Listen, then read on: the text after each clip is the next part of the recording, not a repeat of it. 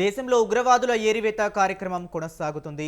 పహల్గామ్ ఉగ్రదాడి తరువాత కొనసాగుతున్న ఆపరేషన్లో ఇప్పటికి వరకు అనేక మంది ముష్కరులను సైన్యం మట్టుబెట్టింది. తాజాగా జమ్మూ కాశ్మీర్లో జరిగిన ఎన్కౌంటర్లో పలువురు ఉగ్రవాదులు హతమైనట్లు తెలుస్తోంది.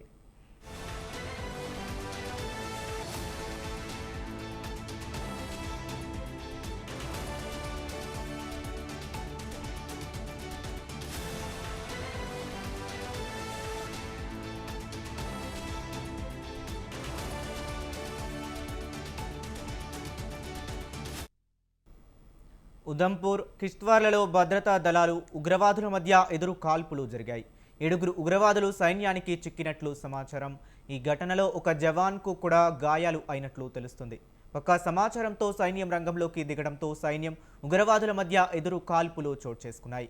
అయితే ఎంతమంది ఉగ్రవాదులు చనిపోయారో సైన్యం ఇంకా ప్రకటించలేదు. ఉదంపూర్లో చిక్కిన ఉగ్రవాదులు జైషే ఏ మహమ్మద్కు చెందిన వారిగా అనుమానిస్తున్నారు.